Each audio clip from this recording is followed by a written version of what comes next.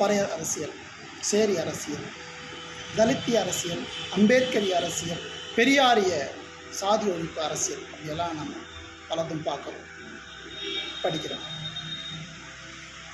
இந்த செய்திகள் எல்லாம் சேரிகளில் பரவ காரணம் என்ன? ஏன் இவ்வளோ செய்திகளை கொண்டு வந்து சேரியில் கொட்டுறாங்க? சேரியில் மட்டுமே திராவிட அரசியல் இருக்கும், அப்புறம் இந்துத்துவ அரசியல் இருக்கும், ஆர்எஸ்எஸ் சங் பரிவார் அப்படின்ற மதவாத அரசியல் இருக்கும், பிஜேபி அரசியல், இன்னொரு பக்கம் தமிழ் தேசிய அரசியல், இந்த பக்கம் திரும்பினா அம்பேத்கரிய சட்டம், நீதி, நமக்கான மத உரிமை, மத சுதந்திரம், பௌத்தம் அப்படின்ற ஒரு அரசியல், பௌத்த அரசியல், ஒரு பக்கம் தலித் கிறித்துவ அரசியல், பறையர்களிலே ஒரு கிறித்துவ அரசியல், இது எதுலேயும் சேராத தலித் அரசியல் ஒன்று இருக்குது, தலித்திய அரசியல், பெரியாரிய சாதி ஒழிப்பு அரசியல்.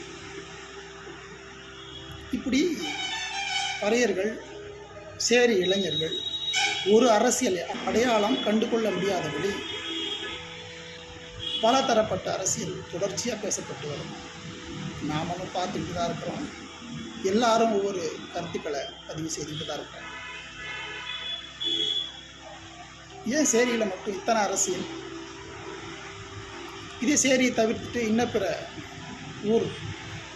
ஊர்க்குடி வாழ்கிற அந்த மக்களிடையே போய் கேட்டிங்கன்னா திமுக, ஒன்று அதிமுக, இடையில் கொஞ்சம் பாமக, அவ்வளோதான். அவங்கக்கிட்ட சாதி அரசியலும் இருக்காது, மத அரசியலும் இருக்காது, தலித்தியம் இருக்காது, பெரியாரிய அரசியல் இருக்காது, அம்பேத்கரிய அரசியல் இருக்காது. இப்படி ஊரில் ஒரு பொது அரசியல், சேரிகளில் பலதரப்பட்ட அரசியல். காரணம் என்னென்னா, பெரும்பான்மை வாக்கு வங்கி மக்களாக இருக்கக்கூடிய பறையர்கள் ஓரணியில் திரண்டு ஒற்றை புள்ளியில் அரசியல் அதிகாரத்தை நோக்கி நகர்கிற வேலையை செய்யக்கூடாது. இப்போ என்ன பண்ணணும்? என்னென்ன கருத்தியல் இருக்கோ, புரட்சிகர அரசியல் வேறு இருக்குது, அதை நான் மறந்துட்டேன். மார்க்சிய புரட்சி, லெனினிஸ்ட் புரட்சி, ரஷ்ய புரட்சி, சேகுவேரா புரட்சி, என்னென்ன சிரிப்பு தான் வருது. அத்தனை அரசியலை கொட்டி கிளறி குழப்பி வச்சுக்கிறாங்க. ஏன்னா சேரினாலே அரசியல் குப்பைகள், அப்படித்தான் இந்த அதிகார தலைமைகள் வரையறை செய்து வச்சுருக்கிறாங்க. அதனால தான் இத்தனை அரசியலை கொண்டு வந்து கொட்டுறாங்க. இது எல்லாம் பார்த்துக்கிட்டு இளைஞர்கள் கடந்து போகிறாங்க. நம்மளும் ஏதோ ஒரு அரசியல், இன்னொரு அரசியலையும் மறந்துட்டாங்க. நடிகர்கள் அரசியல், நடிகர்கள் மட்டும் போதா குறைக்கு இயக்குனர் அரசியலெல்லாம் இருக்குது. சரி, பா ரஞ்சித்தை தூக்கி கொண்டாடுறது. பா ரஞ்சித் ஒரு புரட்சியாளர், அவர் ஒரு இயக்குனர், திரைப்பட இயக்குனர். சமூகத்தை பற்றி கொஞ்சம் பேசிட்டா உடனே அவர் ஒரு புரட்சியாளர், அப்படியெல்லாம் சேரியில் பேசப்படும். சேரி இளைஞர்களுக்கு எது சரியான அரசியல்னு தெரியக்கூடாதுங்க. எல்லாத்தையும் மாதிரி குப்பை மாதிரி கொட்டி களைச்சி வச்சுருக்கிறாங்க. குழப்பிக்கிட்டு சாகுங்கடா, இதிலேயே குட்டையை குழப்பிட்டு இருங்கடா அப்படின்னு ஒரு நல்ல தெளிந்த அரசியலை பேசவே கூடாதுங்கிறது தான் இங்கே இருக்கிற உயர்நிலை, நம்ம பார்க்கக்கூடிய அதிகார தலைவர்களாக இருக்கக்கூடிய மிகப்பெரிய கட்சி நிறுவனங்களாக இயங்கக்கூடியவர்களோட திட்டம். இதை புரிய வைக்கவே முடியாது. ஒரு தலித்தியம் பேசுகிறவங்ககிட்ட போயிட்டு நீ பேசுகிற அரசியல் யாருக்கானது, எதற்கானது, எதை முன்னிறுத்தி இந்த அரசியல் நகர்த்தப்படுது அப்படின்னு கேட்டிங்கன்னா அவனால் சொல்லவும் தெரியாது. நீங்கள் சொல்கிற கருத்துக்களை அதை ஏற்று போக மாட்டான். அம்பேத்கரிய அரசியல் பேசுகிறவங்ககிட்ட போயிட்டு பௌத்தம், இந்து மதம், இடையில கொஞ்சம் கிறித்துவம், இதை பற்றியெல்லாம் இங்கே அரசியல் பேசப்படுது, நீங்கள் என்ன அரசியலை முன்னெடுக்கிறீங்க அப்படின்னு கேட்டால் அதெல்லாம் கிடையாது. சட்டம் ஏற்றினது அம்பேத்கர் எங்களுக்கு தலைவர், அவரை நாங்கள் பின்பற்றிக்கிட்டு ஓடுற ஒரு அரசியல். அது யாருக்கு முன்னாடினாலும் அப்படி ஓடுவாங்க. சாயங்காலம் ஆகிட்டால் ஓடக்கூட முடியாது, தள்ளாடிட்டாவது போவாங்க. இப்படிப்பட்ட ஒரு அரசியல். பெரியாரிய சாதி ஒழிப்பு அரசியல், திராவிட கோட்பாட்டிலேருந்து கொஞ்சம் அப்படி விலகி அது ஒரு ட்ராக்கில் போயிட்டு, இப்படி ஒருத்தங்கிட்ட இன்னொருத்தன் அரசியல், இன்னொருத்தங்கிட்ட இன்னொருத்தர் அரசியல், இது புரிய வைக்கவே முடியாது. இது குழப்படி அரசியல். சரினாலே குழப்படி அரசியல் தான். குழம்பிட்டே இருக்கணும், கடைசி வரைக்கும் இவன் குழப்பத்திலே இருக்கணும், தெளியவே கூடாது. இந்த பக்கம் திரும்பினா மது போதை, இந்த பக்கம் திரும்பினா விளையாட்டு போதை, இந்த பக்கம் திரும்பினா அரசியல் போதை, ஒரு பக்கம் போனால் திரைத்துறை போதை. இப்படி பல்வேறு போதைகளில் இந்த சேரி மக்கள் மூழ்கி பிழைக்கணும். தெளிவான ஒரு நல்ல அரசியலை நோக்கி இவங்க பயணிக்கவே கூடாது அப்படிங்கிறது தான் இதோட திட்டம், இதோட நோக்கமே அதுதான். யாருமே இதை பற்றி பேச மாட்டாங்க. இருக்கிற பிரச்சனைகளை களையிறதுக்கு, இங்கே இருக்கிற சிக்கல்களை தீர்ப்பதற்கு எந்த அரசியல் நகர்களும் இருக்காது. 30 ஆண்டுகளாக விடுதலை சிறுத்தைகள் கட்சி அரசியல் பண்ணுறதா பல அறிஞர்கள்லாம் இருக்கிறாங்க. விசிகாவில் புலவர்கள், அறிஞர்கள், மெத்த படித்த மேதாவிகள்லாம் இருக்கிறாங்க. காந்தாரியம்மன் கோயில் கட்டுறதை பற்றி ஒருத்தனும் வாயை திறக்க மாட்டான். ஏன்னா அவங்கெல்லாம் அறிஞர்கள். திமுகவை ஆட்சியில் அமர்த்தணும், பாஜகவை விரட்டி அடிக்கணும், இந்த ஒரு கொள்கையை தவிர ஒரு கோட்பாடும் கிடையாது. 12 லட்சம் ஏக்கர் பஞ்சமி நிலம் மீட்காமலே கிடக்குது. அதை பற்றி ஒரு விசிகாரமாக வாயை திறந்து பேச மாட்டாங்க, வாயை திறக்க மாட்டாங்க. மிகப்பெரிய அறிஞர்கள்லாம் இருக்கிறாங்க, அதில் வழக்கறிஞர்கள்லாம் இருக்கிறாங்க, புலவர்கள்லாம் இருக்கிறாங்க, எழுத்தாளர்கள், மிகப்பெரிய சட்ட மேதைகள்லாம் இருக்கிறாங்க. 12 லட்சம் ஏக்கர் பஞ்சமி நிலம் ஏன்டா மீட்கல அப்படின்னா அதுக்கான பதில் கேட்டாங்க. அதெல்லாம் மிகப்பெரிய சட்ட என்னடா மண்ணாங்கட்டி சட்டம், என்ன மண்ணாங்கட்டி சட்டம், எதையாவது ஒன்று போட்டு மீட்க வேண்டியது தானே. 12 லட்சம் ஏக்கர் நிலம் மீட்கப்பட்டுட்டா இந்த மக்கள் இப்படி அலைந்து தெளிந்து 5க்கும் 10க்கும் 500க்கும் 1000க்கும் அல்லாட வேண்டிய அவசியமே இருக்காது, தேவையே இருக்காது. என்னோட வாழ்வியல், என்னோட தேவை நிறைவாயிடும். ஒரு தனி மனிதனின் தேவை நிறைவாயிடுச்சுன்னா அவனுக்கு சமூகத்தில் நடக்கிற எந்த கொடுமைகளும் பெருசாக தெரியாது. குறிப்பாக சமூகத்தில் இருக்க எந்த இன்னல்களும் அவனுக்கு பெருசாக தெரியாது. ஏன்னா அவன் தன்னை நிறைவாகவும் சமூகத்திற்கு நிகராகவும் ஒப்பிட்டு பார்க்குற மனநிலைக்கு தன்னை உயர்த்திக்கிட்டான்னாக்கா சின்ன சின்ன சிக்கல்களை அவனே கலைந்து மேலே வந்துடுவான்.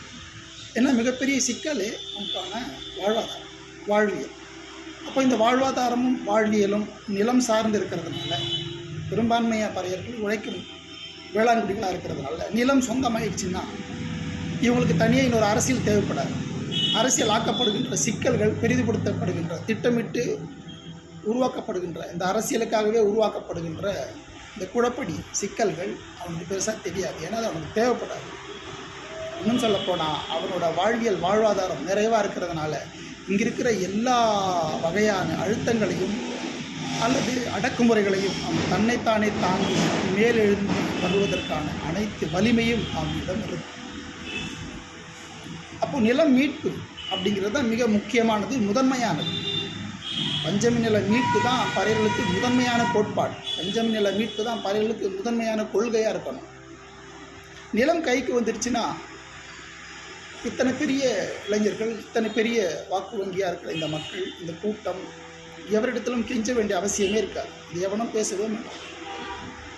ஏன் பேசுகிறதே இல்லை அப்படின்னா எவனுக்கும் நோக்கமே கிடையாது.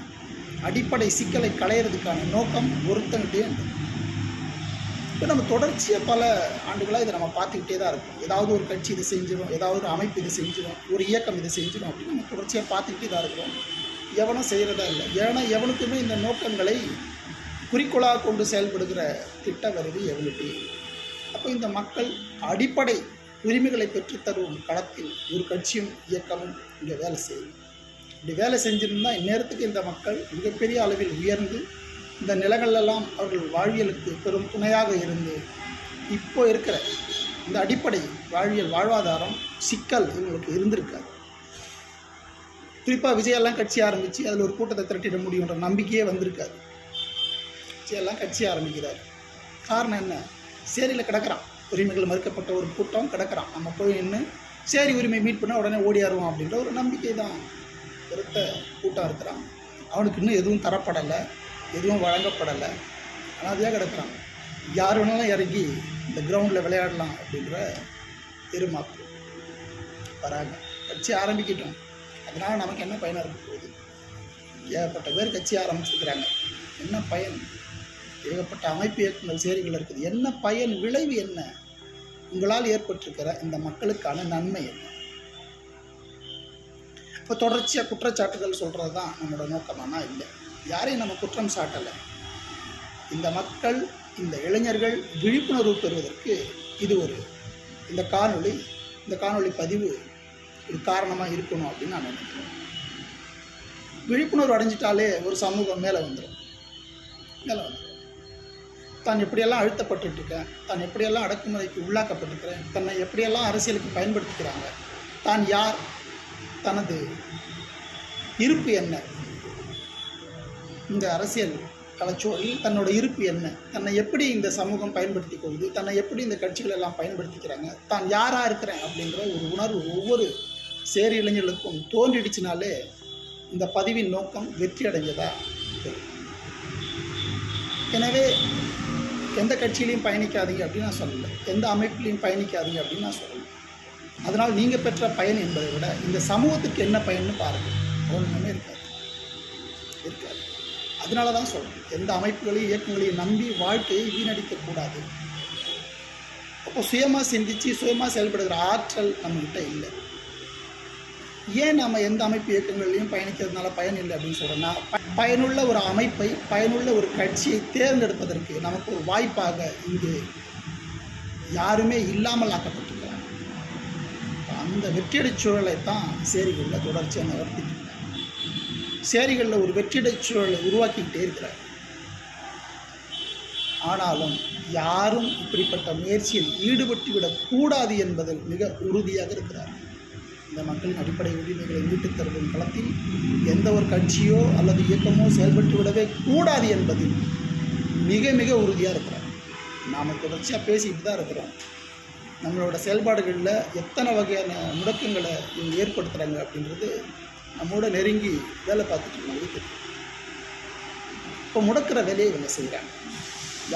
யாரெல்லாம் இந்த மக்களுக்கு நன்மை நடக்கக்கூடாதுன்னு நினைக்கிறாங்களோ இங்கேயே கட்சி நடத்திக்கிட்டு, இங்கேயே அமைப்பு இயக்கம் நடத்திக்கிட்டு இந்த மக்களின் வாழ்வாதாரத்திற்கும் முன்னேற்றத்திற்கும் எந்த வகையிலும் உதவியாக இல்லாத அமைப்பு இயக்க கட்சிகள் தான் இந்த முடக்கத்திற்கு காரணமாகும்.